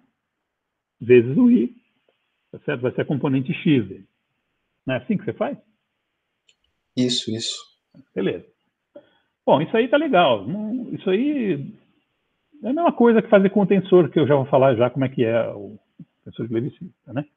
Agora imagina o seguinte, né? Primeira coisa, o que você vai notar aqui? Vamos desenvolver a componente X. A1, que eu falei lá, né? A2B3, menos A3B2. Tá? Isso aqui é o C1, né? Professor, se o senhor puder puxar o quadro mais um pouquinho, por favor. Vou sim. Obrigado. Então, exemplificando, né? O C1, por exemplo. Vou fazer as 3 aqui, tá? Vou puxar ainda mais para cima. E vou fazer as 3 componentes para a gente falar da... Como é que é o C2? Eu não vou nem fazer os determinantes, tá? Eu vou usar já um pensamento de Levi-Civita, o número de Levi-Civita, assim, para, sabe, dizer por que eu estou fazendo isso aqui, né? Então ele vai ter AB aqui, o C2, né? Ele vai ter AB também, né? E vai ter menos AB também, né? Mas, bom, como é que eu faço aqui? Bom, 2 está aqui, né? Então tem que contar 1, 2, 3. O positivo, ele é uma permutação cíclica. O negativo é o que sobrou, né? E nunca aparece o mesmo índice da componente. Pode fazer que vai dar isso. Então aqui eu já estou usando uma coisa esperta, tá certo? Para construir essas componentes sem ter que fazer o determinante. Eu estou usando uma propriedade que aparece, que na verdade você pode definir o determinante usando o número de Levi-Civita. Isso é uma das coisas que, se você olhar na Wikipedia, possivelmente vai te dizer isso, né? Então, esses cofatores produzidos pelo cara, quando é um determinante de verdade, são definidos via número de Levi-Civita. Se você não quiser botar num arranjo e ensinar o cara que ele tem que pegar um produto na diagonal, já é uma coisa meio geométrica fazer isso, né? Decorar todas essas regras, né? Então, claro, né? Eu tenho uma frase que eu costumo usar, que certamente não é minha, mas me ocorreu uma vez, né? Que é o princípio da conservação da dificuldade, né? Você resolve algumas coisas, né? Deixa a coisa mais elegante, mas o trabalho você vai ter que fazer, né? Eu já vou me referir ao que eu estou querendo dizer com isso, né? Eu vou botar o C3 aqui. Como é que fica aqui? Ele vai ter AB, vai ter AB, né? Você está fazendo nessa ordem. Lembra que o produto vetorial depende da ordem, né? Tem AB aqui também. E agora? Eu tenho que fazer o que é positivo, é uma permutação cíclica, né? Então, ele vai ter 1 e 2, porque o 3 já está na componente. Então, 1. Isso de só ter o 1 e 2 está ligado que se eu botar o 3 lá, vai repetir o índice no epsilon. E aí dá 0. Então, todas as permutações que repetem índice, né? Que juntariam, sei lá, um 3 de um lado e o 3 do outro, você já vai ver por quê. E o que sobrou aqui é 2 e 1. Tá? Então, as 3 componentes foram construídas aí. A primeira, eu me referi ao determinante, e as outras duas não precisaria para nenhuma das 3. Tá? Usando já o conceito de permutação cíclica, você faz isso aqui. Mas aí, tá bom, então isso aqui tá bom. Então, se eu tiver isso em mente, não é tão difícil lembrar que a permutação cíclica é cíclica, o sinal. Eu posso até me livrar desse determinante, legal, joia. Só que aí a fera chega, né? Imagina que eu faço esse produto aqui, que vocês devem conhecer bem. Vamos puxar a luz de volta aqui, um pouquinho para baixo. Está aqui. Em vez de um assim, eu faço A, vetor B, e aqui eu ponho um D, fazendo produto vetorial com isso, um produto misto, tá? E agora o C é esse aqui, tá? Sei lá, F, vamos até chamar de outra coisa. Tá, então, para quem não percebeu, eu botei uma linha divisória aqui, que não vale nada, e depois eu acochambrei um produto aqui que ficou meio ruim, né? É um produto que tem 2 produtos vetoriais, um interno, né, A com B, e depois você tem que fazer de novo um produto vetorial com D, né? Você já sabe que você tem que colocar um determinante em cada uma dessas componentes aqui, né? Para fazer com determinante. Então, isso aqui já não vai estar o I aqui, mas vai estar uma componente desse produto aqui que vai ser outro cofator. Então, você tem que fazer 2. E aqui, né, nesse esquema de você usar a permutação cíclica, também dá trabalho, né? Aí tudo bem, isso aqui já facilita um pouco, porque você vai falar, bom, o B3, tal qual o C3, né, só vai ter componente 2 e 1, do D lá, sei lá qual que está aqui dentro, né, se o B for um produto vetorial, ele mesmo, tá? Você sabe fazer o 3 usando a regra e também sabe fazer o 2. Aí você abre parênteses aqui, né, abre parênteses, e põe o B2 aqui dentro, né, que seriam 2 outros vetores, por exemplo, D e F, né, sabe? Eu teria que mudar aqui, né? Aqui seria você está atrás do F1, né? Do F2 e do F3, né? Que foi o que eu fiz ali atrás, né? E dentro você tem o D, o A e o B. Eu não vou fazer tudo, não, senão vai ficar grande, né?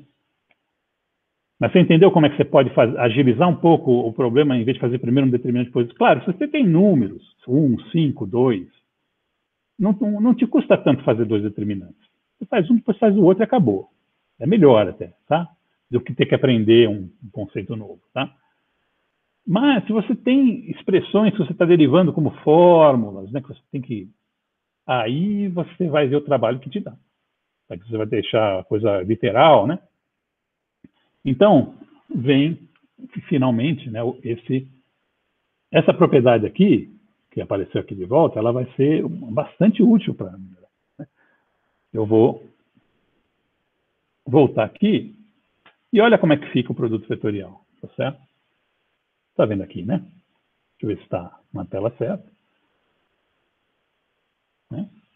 Entre os 3 componentes cartesianos, você tem essa relação aqui.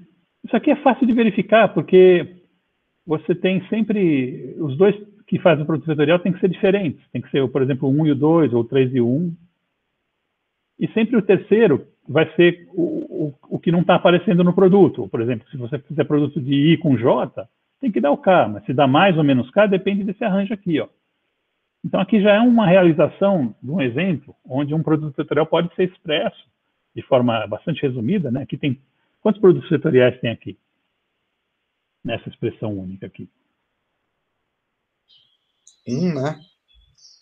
Não, só tem uma expressão, mas os índices, presumindo que eles estejam no R3, né? 1, 2, 3, né? Você pode pôr o I igual a J, I diferente, você pode... Quantos produtos estão expressos aqui? Com 2 índices e 3... Com 3 índices e 2 no produto, né? Quanto que dá? Dá 9, né? 9 relações, né, estão escritas aqui. Só nessa primeira igualdade aqui, não é isso? Tem 9 maneiras que você pode fazer 1 com 1, 1 com 2, 1 com 3, né? Depois 2 com 1, 2 com 2, 2 com 3, não é assim? 3 com 1, 3 com 2, 3 com 3. Então tem aqui tem 9 igualdades, tá certo? Tem as 9 igualdades, não preciso falar delas todas. Eu tinha só dado a indexação do IJK como 1, 2 e 3, né? Versores, né? Da base cartesiana. Aqui estão expressas todas as relações possíveis vetoriais entre eles. As 9 possíveis, né? Tá certo? Usando essa convenção de usar um sinal sempre que esse camarada estiver na ordem que a gente especificou e que ele vai dar 0 para muitas desses. Por exemplo, se qualquer 2 índices da base, né? I vetor com um I, você sabe que dá 0, né? Porque ele repetiu o índice. Então, o epsilon, né? Do Civita, ele expressa isso aí. Essa é uma realização do produto vetorial. Baseada nela é que você pode chegar à definição mais genérica, né, da coordenada, né? Cadê? Onde que está aqui? Isso aqui, essa nota de aula está bastante resumida, né? Eu vou usar um pouquinho mais o quadro. Que horas são? São 9h20. Já estamos... No fim, vou dar o tempo de uma aula completa, né? Hoje, porque acho que para compensar um pouco, pessoal, o que não deu para fazer na segunda-feira, tá? Mas as aulas vão convergir para um comprimento menor, tá? E mais também, se a gente conseguir, que seja mais para tirar dúvida, né? Vocês têm que ler essas coisas, como eu digo, né? Vai ter um deslocamento bem forte para a independência do estudante, né? Porque hoje ainda está indo tão bem, né? Não está tendo nenhum problema, então a gente está tranquilo, não precisava também. Mas a outra vez caiu, né? As coisas e tal. Bom, vejamos aqui. Como é que você faz um produto e expressa ele em coordenadas? E eu vou deixar para você demonstrar, se você quiser demonstrar isso. Tá? A vetor B, que foi o que você me pediu, né? Como é seu nome mesmo? Você que faz as perguntas e me ajuda também com as perguntas do chat. É Bruno. Bruno, tá legal. Eu vou ver se eu memorizo isso, né? Para valorizar. Assim, a gente está se referindo a componentes, né? Para fazer nove relações numa única, né? Por exemplo, então eu vou pegar a iésima componente do I, vou denotar assim, do produto. Então, a iésima componente desse camarada, tá certo? Quanto que vale usando aquela relação entre os versores, que eu te falei que tinha 9, nós ficamos um pouquinho nela ali. Você demonstra isso aí sem dificuldade, tá? Se você tomar a iésima coordenada, né, desse produto, ela vai ser assim, ó. O epsilon do Levitiv, tá? I, porque o I está aqui, tá? Começa com o I, depois vem para o J e o K. Então, isso aí é estou dando como uma regrinha. Depois a gente pode verificar, vocês vão verificar nesse caso, que a gente já está terminando aqui, não vai dar tempo. Aí o primeiro que vem no produto vai entrar com o primeiro índice, que é o J, e o segundo vem com o B, né, que é o K. Aí, olha para essa expressão, Bruno, ou Mariana, que está quieta hoje, ou qualquer um de vocês que saiba responder, e me responde uma coisa. Quais índices dos 3 que aparecem nessa expressão estão sendo somados?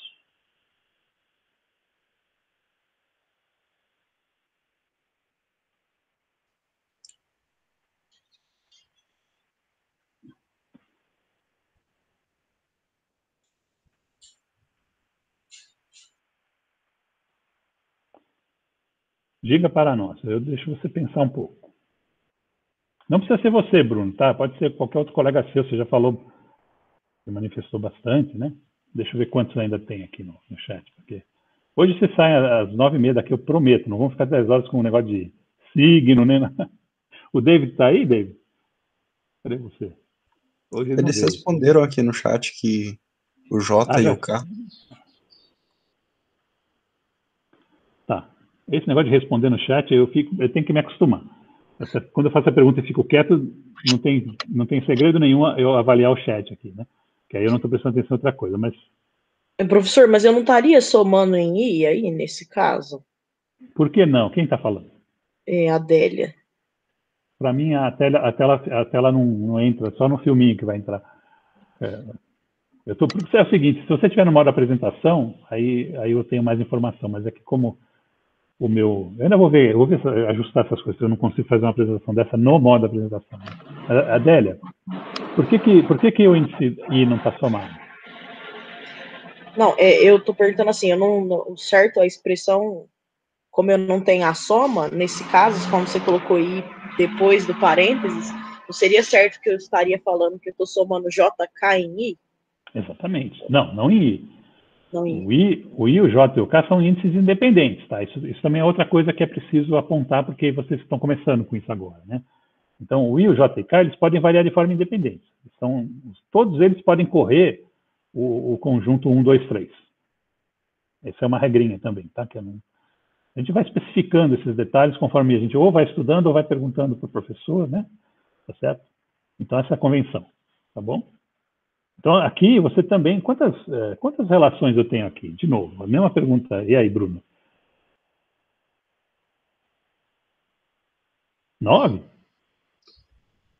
Agora foram para 6, né? Eu imagino. 3? 3. Aqui tem 3 porque eu tenho 2 índices somando, que a Adélia já estava na pista já. Veja que o J é repetido. O K também é repetido. Então, você está somando sobre os dois. Verdade. Então, o que isso aqui? Realmente. Isso aqui vai ser assim, olha. Eu estou escrevendo, eu vou expressar uma vez na vida, né? Porque a primeira vez é preciso. A iésima componente desse produto é igual. Aí, o iésimo valor. Aí você começa. 1. Vou começar com 1. Eu vou deixar o K por enquanto aqui. J, B. O K está ficando, né? Então, esse aqui está 1. Estou atribuindo valores ao J. K mais epsilon I 2K A2 BK Veja que a primeira soma eu estou fazendo, tá? Mais epsilon i, que está solto, está lá do lado esquerdo, ele continua, esse não vai ser somado. 3k, A2, A3, né? A3. Tudo estou substituindo o IJ pelos valores possíveis, 1, 2 e 3, tá? E efetuando a soma que está expressa na duplicação do índice, tá? Deixa eu ver se ficou bom, deixa eu subir um pouquinho aqui. Está aqui, ó. Eu posso escrever essa relação aí de cima desse jeito. Tem 3 somas aí, porque eu somei um dos índices, conforme está especificado que o J tem que ser somado, ó. Tá? Para completar a soma, eu tenho que fazer a mesma coisa para o K. Então, o que vai acontecer agora? Agora eu vou substituir K1, 2, 2, 3, 3. Aí vai ter uma... Você confundiu porque, na verdade, tem 6 termos nessa soma. Então, a sua confusão é bem fundamentada, vamos dizer assim. Vai ter 6 termos, né? Teriam 9 termos se o I também variasse. Se o I também variasse, teriam aqueles 9 termos da soma, né? Se eu somar nos 3 índices, eu vou ter 9 termos na soma. Muitos deles são zeros, porque tem índices repetidos, tá? Então, eu deixo para você completar isso aqui. O que você vai fazer? Você vai pegar cada um deles e expandir na soma em K. Então, vai ter K igual a 1, K igual a 2, K igual a 3, vai ter 3. Esse aqui vira 3 termos, esse aqui. Depois o outro vira mais 3, o outro vira mais 3. Aí fica todos aqueles epsilon 1, 3, 3, 1, 2, 2, 1, 2, 1. Você vai escolhendo quais que são negativos e valem 1, né? E quais que são positivos e valem 1, e quais que valem 0, que é a maioria deles, né? Acho que 6 desses aí vão dar 0. Afinal, acho que depois você vê aí, tá? Mas a elegância, né, onde eu quero chegar é não sair dessa representação muito, tá? Quando eu quiser operações, que nem aquele produto misto lá. Que aí eu tenho que ter cuidado de escolher índices diferentes, tá? Então isso aí tudo faz parte da nota de aula e de você estudar um pouquinho e fazer os exercícios, né? Deixa eu fazer esse produto misto. Como é que eu faria esse produto misto sem abrir essas somas que ficam enormes, né? Então, primeiro vamos finalizar essa questão, né? Por que tem 3 equações, igualdades aqui, que são grandes, tá? São igualdades enormes, porque de um lado tem 6 termos, do outro tem 1. Veja que o I vai prevalecer, tá certo? Se eu colocar as 3 componentes, eu tenho as 3 igualdades que eu estou escrevendo aqui. Então, eu tenho 3 igualdades porque eu somei sobre 2 índices, tá? Aqui eu tenho, né, compactadas. Então, ela não apenas compacta o número de igualdades que eu tenho, como também faz uma compactação do tamanho da expressão, se eu for abri-la, né? Ah, mas eu vou ter que ficar abrindo sempre? Isso aí está complicando mais a minha vida? Não, cara. A ideia é justamente não se referir aos índices numéricos, entendeu? Você tem, por exemplo, eu vou te dizer aqui como é que fica, usando essa consideração aqui. Uma outra maneira de escrever isso aqui, eu vou colocar em cima, e vou puxar o quadro um pouquinho para baixo para você ver o que eu estou fazendo. É usar a forma vetorial também, se você quiser deixar, tá vendo? Olha, o I, em vez de pegar a componente do vetor, põe como é que é um vetor? É a componente dele, iésima, ó, que eu estou reproduzindo aqui em cima. Essa é a iésima componente. Aí eu somo sobre I, mas eu somo fazendo o que você faz lá no determinante, ou seja, eu penduro o iésimo vetor, que seria o I e o JK, certo? Deixa ele pendurado em cada um dos 3 termos resultantes. Isso aqui sim já é o vetor. Aí não tem o I. Agora sim, agora tem uma soma em I também, por isso que o I não aparece do lado esquerdo. Percebe? Se você for um cara limpo, que todos nós tendemos a ser, né? Afinal de contas, você sempre tem uma regrinha, sem se ficar abrindo em índices e complicando muito, de olhar, não, isso aqui só tem um índice do lado esquerdo, então só tem um índice do lado direito, os outros estão somando. Não precisava nem saber que tem a convenção de soma aqui, para saber, entendeu? Claro, né? O que você pode, tem 2 coisas que você pode pensar quando você vê uma expressão dessa aqui. Ou você está somando em J e em K, porque senão só teria aí J e K do outro lado também, desse lado aqui. Ou o cara errou. Está faltando o índice, tá? É as 2 possibilidades. Se está certo, existe soma em J e em K. E às vezes, tem certos contextos, eu vou só falar para vocês, para adiantar algumas circunstâncias, em que o cara adota uma convenção de soma ainda mais sutil, né? Normalmente o cara se refere à soma explicitamente quando é o caso assim. Imagina que você tem sei lá, um gama I igual a, sei lá, B e JK. Sei lá, qualquer coisa que não tem nada a ver com o número de Levi-Civita. Imagina que você tem uma relação desse tipo. Certo? Pô, não está aparecendo o índice duplo aí, então não tem, se tiver a convenção de soma, sei lá, é uma convenção que você soma sobre os 2 segundos índices, porque só apareceu o i do lado esquerdo. Entendeu? Nesses casos, a gente às vezes pode ter que adotar uma convenção, se só aparece reiteradamente, mas como não, nesse caso você teria a soma explicitada aqui, J, né? Está indo de 1 até 3, por exemplo, se for de 3 por 3, e K está indo de 1 até 3 também, aí fica certo, porque estou somando em J e em K, e no lado esquerdo eu tenho I. Isso aí é do cotidiano dos físicos e dos matemáticos, né? É que os caras se viram com isso aí. Então, você vai estudar relatividade geral, o tempo inteiro com essas regrinhas, tá? Então é bom você saber que essas coisas não estão restritas ao que nós estamos vendo na aula, especificamente o número de Levitiv, e tem um jeito de aplicá-lo ao produto vetorial. E agora, finalmente, então para encerrar, tá? Depois vocês vão fazer o resto, porque agora sim eu sempre prometo que vou terminar às 9h30, mas vou dar um jeitão brasileiro aqui, né, de passar do tempo um pouquinho, tá? Também não começamos exatamente às 8. Vou fazer o produto misto para encerrar, né? Vou fazer A, B, C. Tá? Vou usar que as componentes de um e de outro eu tenho que enfiar uma na outra. Né? Então eu vou começar com A. Isso aqui então vai ser AI, parênteses. Eu vou fazer um parênteses aqui para facilitar a vida de vocês. J, parênteses, K. Tá certo? E tem o epsilon e JK, que eu não esqueci de pôr no começo, vamos botar aqui. Como ele é 1 menos 1 ou 0, ele não é um operador em si, né? São números. Então, você pode pôr a ordem do produto, não é importante na relação. Eu posso colocar ele no fim assim, sem problema nenhum. Convencionalmente, a gente acaba colocando ele no começo. Deixa eu botar o epsilon, que eu estou adotando ele com epsilon.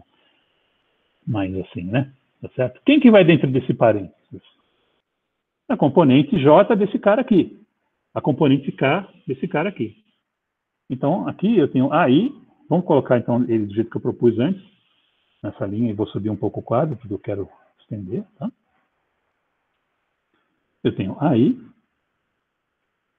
epsilon, J. Agora, eu tenho que escolher índices que não apareceram ainda, porque eu vou expressar somas que são independentes dessas I, J e K que estão aí. Tá certo? Beleza? Ó.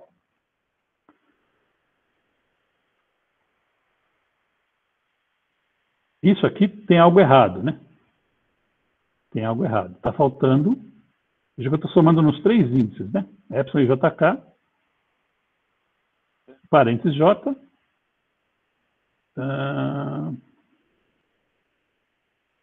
parênteses J, não, senhor. Está errado isso aqui. Vamos fazer de novo. Faz tempo que eu não faço. Vamos lá.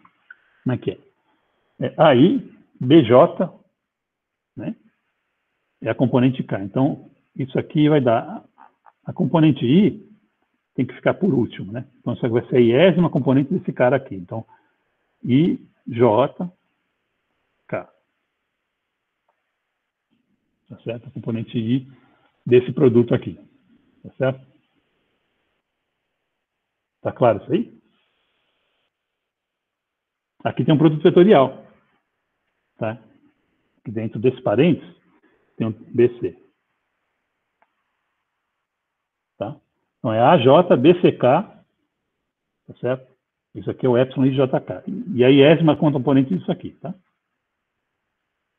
Então, no fim você vai ter, deixa eu tirar isso aqui, no fim você vai ter epsilon e JK, epsilon KLM, tá? 2 índices diferentes, J, que é o segundo, tá? O segundo, B, L, C, E. Tá?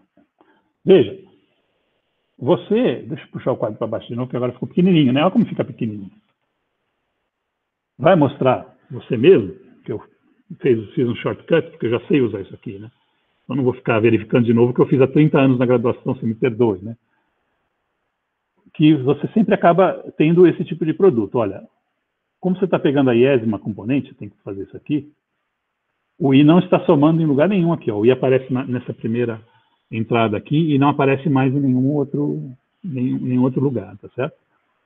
o K está somando, o J está somando, o M está somando e o L está somando. Então, se você for expressar essa soma aí, 1, 2, 3 para todo mundo, eu não quero nem fazer a conta quantos termos vai ter nessa soma aí. Certo? Que o I, tudo bem, você tem 3 relações de novo aqui, porque só tem I de um lado, tá? Eu tenho a componente 1, a componente 2 e a componente 3 do vetor. Certo? Mas quantos termos tem nessa soma? Você vai ter que fazer um produto de 3 vezes 3 vezes 3, né? É 3 a quanto? Quantos índices tem a mais? Tem o J, o K, o L e o M, né? Então, 3 ao cubo. Tem 27 termos essa soma aí, certo? É aquele negócio de você botar um determinante dentro do outro, dá muito trabalho. O que isso aí resume, tá certo? Ele resume a observação de que os termos se repetem infinitamente quando você põe um determinante dentro do outro, a não ser pelo sinal que vai trocando, dependendo do arranjo, que se é permutação cíclica e anticíclica, e os índices, que são 1, 2 ou 3. Não vão muito, né? Não é diferente disso. Alguém percebeu isso e resolveu organizar a casa. Por que você vai ficar repetindo coisas, né? Se você pode expressá-las assim, né? Nesse caso aqui, como é que eu chego numa relação interessante? Eu vou usar, tá? Porque eu quero motivar vocês, é a primeira vez que eu vi isso na minha frente, foi exatamente o professor usando como eu estou fazendo aqui, em vez de ficar tentando os detalhes se atrapalhar todo, porque faz tempo que eu não desenvolvo, eu nunca mais precisei desenvolver isso aqui, eu quero que vocês compreendam, né? Por que você se embananou um pouco quando você estava desenvolvendo? Porque eu não desenvolvo nunca. Eu já sei meio que de cor isso aqui. Eu escrevo assim, essa linha já saiu da minha cabeça aqui, você está vendo, tá? Então você vai ter que digerir um pouquinho para sair da sua também, né? E aí eu vou usar uma outra relação que eu também tenho de cabeça, só para encerrar o assunto, né? Que é aquela que eu mostrei lá no começo, que é essa aqui. Ó. Toda vez que tem uma soma num único índice, o resultado é esse aqui. Em termos do símbolo de Kronecker, os deltas que dizem que esses objetos são 1 se os índices forem iguais e 0 se forem diferentes. Tá? Então, isso aqui eu vou fazer, tá certo? Isso aqui eu vou colocar, então, epsilon e jk, tá do jeito que eu gosto, né? Então, vai ser delta e L. Eu nem faço nem esse passo aqui, JM, menos delta e M, delta JL. Ô, professor, a tela não está na tela. O quadro não está na tela. Desculpa, esse aqui foi erro meu, ainda bem, né? Estou desenvolvendo aqui. O que eu estou fazendo? Eu estou colocando, deixa eu subir um pouco. Obrigado por avisar. Eu estou colocando essa relação, vamos descer de novo, tá vendo? Tá vendo ela aqui embaixo? Ó? Mostre ou verifique que está aqui, né? Eu não consigo ter a mãozinha, porque eu estou na outra janela agora que move o quadro, né? Mas essa relação aqui, eu estou colocando esses deltas, tá certo? Está aqui, ó. Está dentro do parênteses, tá? Substituir, então, né, essa relação aqui com a relação que estava ali na nota de aula, não é isso? E agora eu repito aqui, AJ, BL, CM, não é isso? AJ, BL, CM, tá? Agora eu estou somando em todo mundo e poucos não darão 0, porque esses caras aqui, toda vez que os índices são iguais, dá 0, né? Então, como é que você faz essa soma em L, por exemplo? Você soma todos, exceto quando L é igual a I. Então, aqui, você tem delta I e L. Vou fazer essa soma aqui, ó. Essa primeira soma que faz sobre o L, só sobra o termo que L é igual a I. Os outros são todos zeros, tá? Porque se eu somar sobre L aqui, 1, 2 e 3, se o I for igual a 1, por exemplo, só sobra o L igual a 1. Então, só sobra o L igual a I aqui nessa soma. Tá certo? Então, o L tem que ser igual a I nesse primeiro termo. E aqui é a mesma coisa com relação ao J ser o M. Tá certo? Então, o que essa soma está me dizendo aqui? Deixa eu apagar aqui. O que é essa soma aqui? Eu vou emparelhar eles para ficar mais claro. Tem uma soma aqui, ó. AJ, BL, CM. Faz tanto tempo que eu não faço assim, velho. Isso eu já faço direto, velho. Você vai pegando o traquejo, por isso que eu estou falando para você fazer esse exercício, tá? Isso aqui sai tão rápido, velho. Daqui você já troca os índices e já sai na relação final que eu vou dizer para você. Essas duas linhas que eu estou fazendo extra é para deixar um pouquinho menos confuso, que eu sei que está confuso para aqueles que são mais iniciantes, tá? Então, del IM, del JL. De novo, AJ. Então, só fiz o produto, né? Dentro do parênteses, BL, CL, tá? Eu vou olhar cada um desses dois termos do produto, eu vou identificar que o I continua não somando, porque ele está livre do lado esquerdo, né? Mas aqui tem soma em J, soma em M, né? E o que essa soma está dizendo para mim? Olha, quando eu somar em J, só o J igual a M que sobrevive, né? Ou, de outra maneira, quando eu somar em M, que eu prefiro assim, tá? Quando eu somar em M, só o M igual a J que sobrevive, tá? E quando eu somar em L, que está aqui, a soma, ó, só o L igual a I sobrevive. Então, vamos colocar o resultado dessa soma que eu fiz sobre esse cara aqui. Tem que subir de novo o quadro aqui que eu estou vendo. Tá? Então, fazendo a soma em J, em L e em M, perdão, né?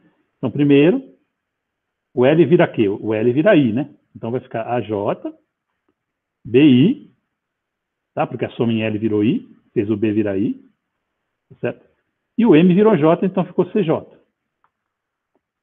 Menos. Aqui, o AJ vai virar o L, que vira J, né? Vamos colocar aqui de novo. O M está somando aqui, ó. Então, o C vai ficar com I, e o L está somando aqui, e o B vai ficar com J. E aqui é J mesmo, tá? Então, vai ficar J, BJ, CI. Esse é o resultado. Veja, ainda tem uma soma no índice J aí. Tem ou não tem? Tem. E onde foram parar as outras? Eu somei. Porque esses deltas são bem definidos, entendeu? Por que eu somei? Porque eu disse assim, olha, todos os outros estão zero. Toda vez que o M, né, não for igual a J, tá? Que foi o que aconteceu aqui, cadê? O M igual a J virou CJ aqui. Só sobrou o CJ da soma. Tá? De toda a soma que eu faço, sobrou o CJ. Tá? Então, dos 27 termos que eu tinha, eu fiquei aqui com quantos? Da soma, tá? Porque aqui ainda tem 3 relações, 3 igualdades, porque o I que está livre só. Mas aqui tem quantos termos? 3, porque eu estou somando só o J agora. E 27 reduziu para 3, porque a maioria, como eu disse antes, a maioria é nula, né? Os elementos, quantos termos são nulos nessa soma aí, que eu acabei de fazer? Se tinha 27 virou 3, são 24 são nulos. É a imensa maioria, né? Tá? Agora, você vai falar assim, para que serviu isso? Veja, o que é isso aqui, hein? Na convenção de soma sobre índice repetido. Quando eu faço, vou colocar aqui em cima, não dá para ver, vou colocar aqui embaixo mesmo. Subir um pouquinho, mais, tá? O que é a J, TJ? Quando eu pego, somo sobre J, né? Estou somando sobre J, as 3 componentes, sempre uma igual com a outra, né? Então, X com a X, a Y com a Y, A1 com a 1, A2 com a 2, A3 com a 3. E somo, o que é isso? É coisa que você conhece bem. Vamos expressar isso, então. A1 mais A2C2 mais A3C3. Você já viu isso antes, né? São 2 vetores, A1, A2, A3, C1, C2, C3. Que produto é esse? É o produto escalar. A com C. Então você reconhece que tem um produto escalar de A com C aqui e de A com B aqui. Então eu vou colocar o resultado aqui, tá? Para você ficar satisfeito, que é a componente iésima do produto misto. Vamos tentar colocar isso aqui. A, vetor B, vetor C, que eu fiz em muitas mais linhas do que eu posso fazer, tá? Quando eu não me lembro mais, porque essa relação parece tanto que você acaba decorando até sem abrir para nada, né? Mas quando eu não lembro, eu faço com o número de Levi-Civita, tá certo? Quanto que dá isso aqui? Dá AC, né, de produto escalar, na direção da iésima componente de B, menos AB, na direção de CI. Olha, se você agora tem 3, isso aqui é a iésima componente, né? Você não teria aí dos dois lados. Tá? Se você agora quer denotar como vetor, você vai ter A, BC, igual, porque componente a componente, ó, isso aqui é o vetor B. Cada componente igual a outra componente mesma, né? Componente x desse é igual a componente x desse. A y é igual a y, tá? Então, a iésima é igual a iésima. Isso que está expresso aqui, menos a B ao longo de C. Essa formulinha, talvez alguns de vocês já tenham visto. Ela aparece muito. É o produto vetorial misto, né? Ela aparece muito. E é muito útil, velho. Isso aí, você vai lidar, por exemplo, com magnetismo, equação de Landau-Lifshitz-Gilbert, equação vetorial lá, ou equação de precessão. Vai aparecer isso aí o tempo inteiro. Que horas são? 9h47. Desculpa não cumprir a promessa. Eu vou encerrar a aula e quem quiser ficar mais 10 minutinhos, eu só vou parar a gravação então, tá bom? Alguma pergunta, antes de eu parar a gravação, alguma pergunta que tenha, que vale a pena, né? Porque seja desses últimos comentários que eu fiz, por enquanto ainda está gravando. Ok, então eu vou parar a gravação. Se você quiser